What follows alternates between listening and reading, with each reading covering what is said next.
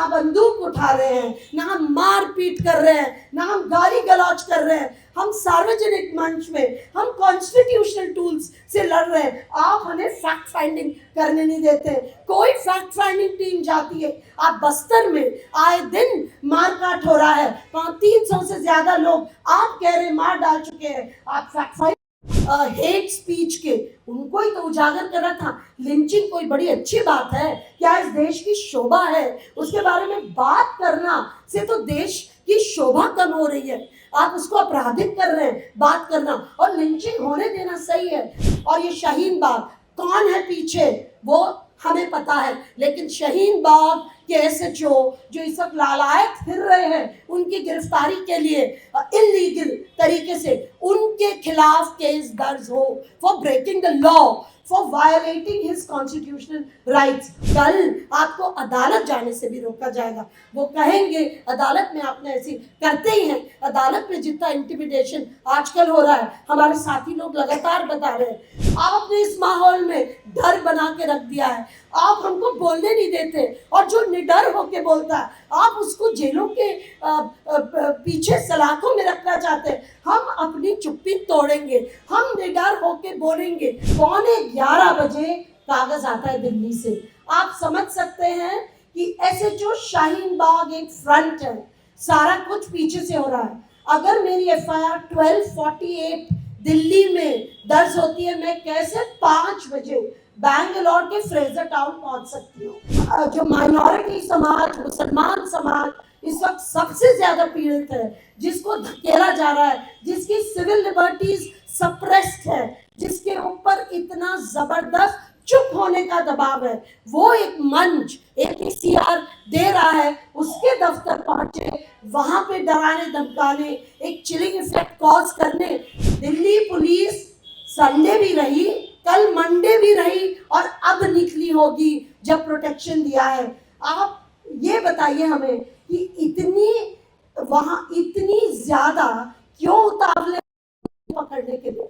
क्या वो बताना चाह रहे हैं? नदीम के जरिए नदीम की गिरफ्तारी, या नदीम को इंटेरोगेट, या नदीम को हिरासत में रख के क्या पूछना चाह रहे हैं, क्या कहना चाह रहे हैं? ये सरासर से अपनी बात रख रही हूँ।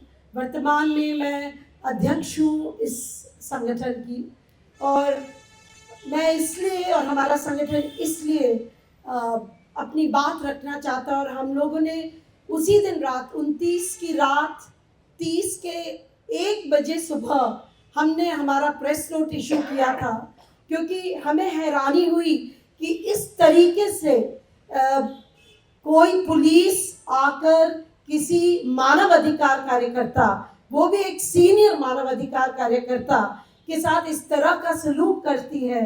आपको समझना होगा कि कागज एक नहीं, और 5 बजे से 10:30 बजे तक बैठे हुए हैं, आपकी इलीगल कस्टडी कमरे में चल रही है। और जब वहां के वकीलों ने कहा ये नहीं होने देंगे, हम आपको नहीं जाने देंगे, और उनके भाई स्थानीय थाने में जाके उन्होंने रिपोर्ट किया कि ये पुलिस आके मेरे भाई को बिना कोई कागज किडनैप करना चाहती, तो स्थानीय बैंगलोर पुलिस वहां पहुंची और वकील भी सारे पहुंचे। फिर जाके जो पहले हम सीआरपीसी में सेक्शन 41A नोटिस बोलते थे, जो निजाम पाशा जी ने पहले हमें बता दिया है कि आपको नोटिस दे के बुला के आपसे बात करेंगे, आपसे पूछा जाएगा। जब 3 साल से कम अपराध की सजा है तो आपको बुलाया जाएगा। और जितनी भी सजाएं थी, तब 11:15 बजे कागज आता है दिल्ली से। आप समझ सकते हैं कि एसएचओ शाहीन बाग एक फ्रंट है, सारा कुछ पीछे से हो रहा है। अगर मेरी एफआईआर 1248 दिल्ली में दर्ज होती है, मैं कैसे 5 बजे बैंगलोर के फ्रेजर टाउन पहुंच सकती हूँ? आप बताइए। मैं तो जयपुर, जो और भी 200 किलोमीटर दूर है, 225, तब भी इतना वक्त लग जाता है। बैंगलोर पहुंचना तो नामुमकिन है। मेरी अपनी पर्सनल जेट तो हो तो भी शायद संभव नहीं होगा। तो ये सारा कुछ ये भी समझना होगा कि एक रात पहले या करीब 9-10 बजे संगठन पे 22 पुलिस वाले उनके दफ्तर पहुंचते हैं। ये एक तरीके का रेड है, इसको दर्ज करना चाहिए। यहाँ पे दो बातें हो रही हैं, एक पूरे संगठन को कमजोर किया जा रहा है, जो इस वक्त एक मंच है, जो सबसे जो माइनॉरिटी समाज, मुसलमान समाज इस वक्त सबसे ज्यादा पीड़ित है, जिसको धकेला जा रहा है, जिसकी सिविल लिबर्टीज सप्रेस्ड है, जिसके ऊपर इतना जबरदस्त चुप होने का दबाव है, वो एक मंच एपीसीआर दे रहा है। उसके दफ्तर पहुंचे, वहां पे डराने धमकाने, एक चिलिंग इफेक्ट कॉज करने कि सारे वर्कर्स चले जाएं, सिर्फ दिल्ली के वर्कर्स नहीं, जो राज्य भर के। और अगले दिन उनके जो कोऑर्डिनेटर डायरेक्टर है नदीम खान के साथ ये सारा होता है।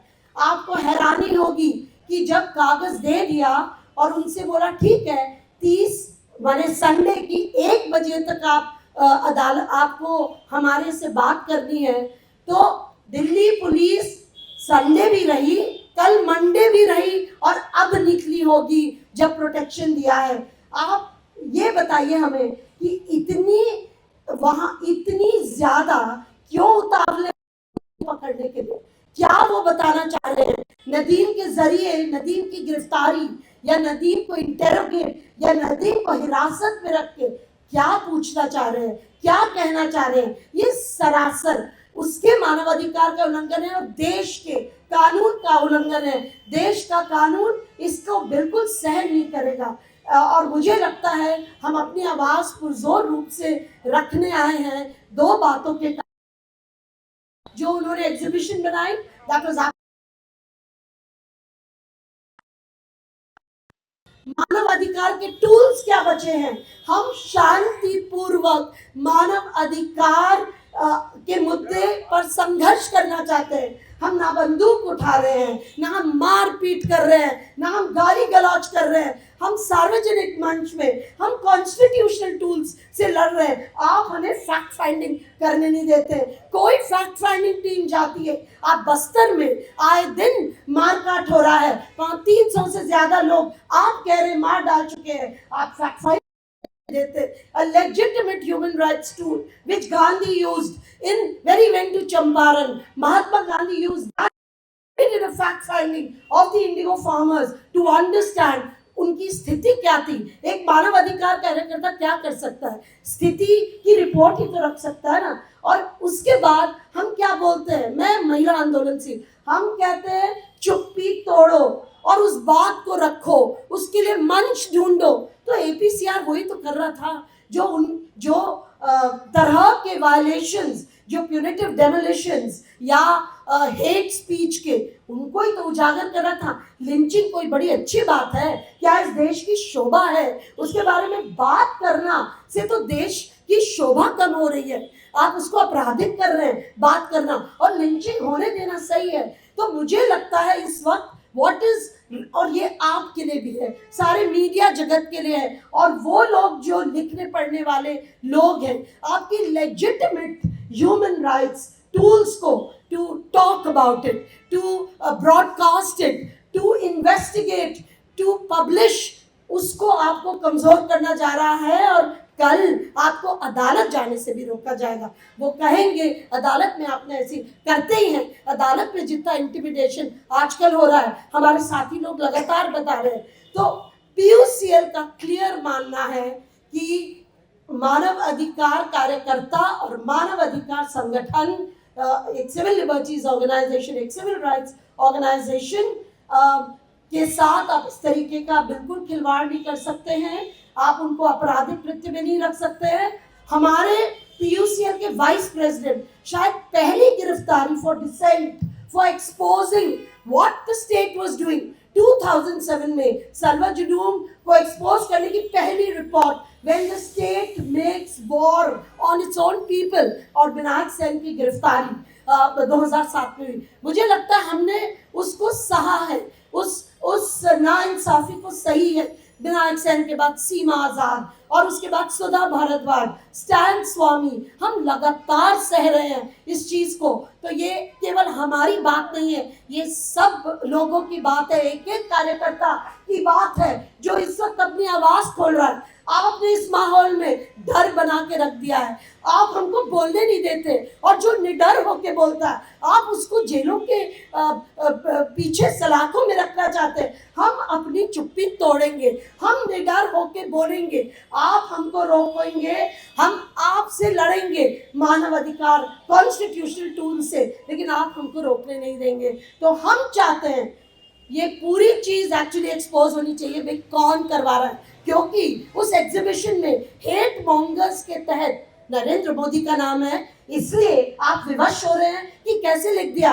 आप इसलिए भी विवश हो रहे हैं क्योंकि अमित शाह का नाम है। आप क्या इसलिए विवश हो रहे हैं क्योंकि हेमंत बिस्वा शर्मा का नाम है। इन सब के खिलाफ केसेस है। मैंने खुद बांसवाड़ा में जब प्राइम मिनिस्टर नरेंद्र मोदी ने एक भाजपा के लीडर के तहत स्पीच दी थी ऑन मंगलसूत्र, मैं खुद गई थी एफआईआर दर्ज करने। हम भागे हैं एक जगह से दूसरी जगह, अभी भी पेंडिंग चल रही है बांसवाड़ा में। तो क्या हम दर्ज नहीं कर सकते कि ये स्पीच जो उन्होंने दी ये नफरत की श्रेणी में आती है? तो क्या हम लिखेंगे नहीं? क्या हम उसको बताएंगे नहीं? क्या पीयूसीएल अपने क्रॉनिकल्स, अपने इतिहास से गायब कर ले वो पत्र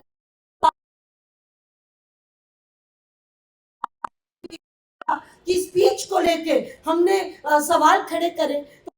है absolute constitutional legitimate work of APCR of Nadeem Khan has to be supported, has to be completely, publicly we have to stand with him, and हम लोग अपील करेंगे कि ये एफआईआर क्वाश हो। ये बिल्कुल बकवास है। इस एफआईआर के बहाने आप कुछ और करने जा रहे हैं, हमें भी पता है, तो ये बंद होनी चाहिए। और ये शाहीन बाग कौन है पीछे वो हमें पता है, लेकिन शाहीन बाग के एसएचओ जो इस वक्त लालायत फिर रहे हैं, उनकी गिरफ्तारी के लिए इलीगल तरीके से उनके खिलाफ केस दर्ज हो for breaking the law, for violating his constitutional rights. और तीसरा, जो उनके परिवार को इतना परेशान करा, उनके भाई के घर में जाकर बैठ गए, वहां भी हम डिमांड कर रहे हैं compensation. I stop here, but this is a very passionate subject for us human right defenders. 9 दिसंबर को ह्यूमन राइट्स डिफेंडर्स डे है।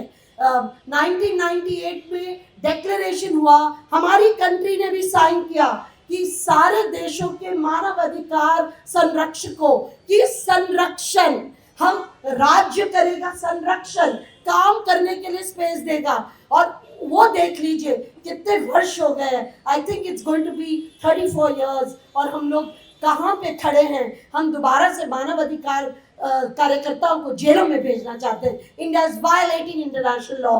तो हम लोगों ने कल एक नेशनल कॉल दिया है कि 9 दिसंबर को जो मानव अधिकार संरक्षण दिवस, अंतर्राष्ट्रीय मानव अधिकार संरक्षण दिवस है, हम उस दिन नदीम के लिए, जुबैर के लिए और अन्य कार्यकर्ताओं जिनके ऊपर हमले हो रहे हैं राज के, जिनके राइट सप्रेस कर रहे हैं, उनके विरोध में हम खड़े होंगे। और हम आंख से आंख मिला के राज्य को बोलना चाहेंगे, सरकारों को बोलना चाहेंगे, आप हमारे सिविल लिबर्टीज को नहीं छीन सकते।